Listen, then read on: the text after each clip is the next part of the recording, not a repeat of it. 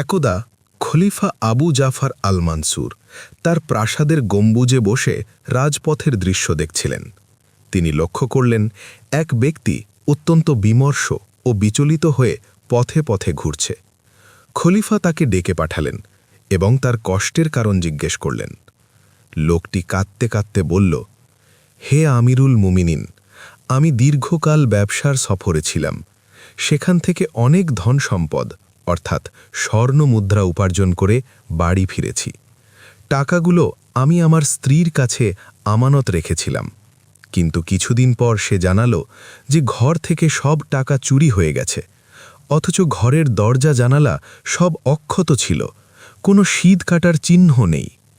খলিফা মানসুর লোকটিকে কিছু প্রশ্ন করলেন, যেমন তার বিয়ের বয়স কত, স্ত্রী তরুণী কিনা ইত্যাদি। এরপর খলিফা তাকে একটি অত্যন্ত দামি সুগন্ধির শিশি দিয়ে বললেন, এটি ব্যবহার করো, তোমার দুশ্চিন্তা দূর হয়ে যাবে। লোকটি সুগন্ধিটি নিয়ে বাড়ি ফিরল। খলিফা মানসুর লোকটিকে বিদায় দিয়েই তার বিশ্বস্ত প্রহরীদের শহরের সব প্রবেশদ্বারে বসিয়ে দিলেন। তিনি নির্দেশ দিলেন, যে ব্যক্তির শরীর থেকে এই বিশেষ সুগন্ধির ঘ্রাণ পাওয়া যাবে তাকেই ধরে আমার কাছে নিয়ে আসবে। এদিকে লোকটি বাড়ি ফিরে সুগন্ধিটি তার স্ত্রীকে দেখালো এবং বলল, এটি খলিফার দেওয়া উপহার। স্ত্রীর সুগন্ধিটি খুব পছন্দ হল। তার এক গোপন প্রেমিক ছিল, যার কাছে সে মূলত তার স্বামীর সব টাকা পাচার করেছিল। স্ত্রী গোপনে সেই সুগন্ধির শিশিটি তার প্রেমিকের কাছে পাঠিয়ে দিল। কিছুদিন পর সেই প্রেমিক লোকটি শরীরে সেই সুগন্ধি মেখে যখন শহরের এক দরজা দিয়ে যাচ্ছিল, প্রহরীরা তার ঘ্রাণ পেয়ে তাকে ধরে ফেলল এবং খলিফার সামনে হাজির করল। খলিফা তাকে কঠোর জেরা শুরু করলেন। লোকটি আমতা আমতা করতে লাগল এবং কোনো সঠিক উত্তর দিতে পারল না।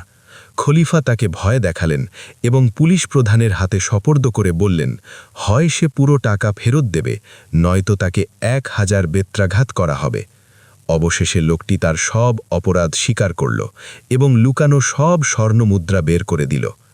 খলিফা তখন সেই ব্যবসায়ীকে ডাকলেন এবং বললেন, যদি আমি তোমার টাকা উদ্ধার করে দিই, তবে তোমার স্ত্রীর ব্যাপারে আমার ফয়সালা মেনে নেবে তো?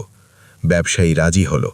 খলিফা তার হাতে সব টাকা তুলে দিলেন এবং বললেন, তোমার স্ত্রী তোমার সাথে বিশ্বাসঘাতকতা করেছে, আজ থেকে সে তোমার স্ত্রী হিসাবে থাকার যোগ্য নয়। ঘটনার শিক্ষণীয় দিক: একজন শাসকের কেবল শক্তিশালী হলেই চলে না, তাকে অত্যন্ত বুদ্ধিমান ও সূক্ষ্মদর্শী হতে হয়। অন্যায়ভাবে অর্জিত সম্পদ বা গোপন অপরাধ কখনো না কখনো প্রকাশ হয়েই যায়। বাহ্যিক প্রমাণ না থাকলেও উপস্থিত বুদ্ধি খাটিয়ে সত্য বের করে আনা সম্ভব। সূত্র: সামারাতুল আওরাক।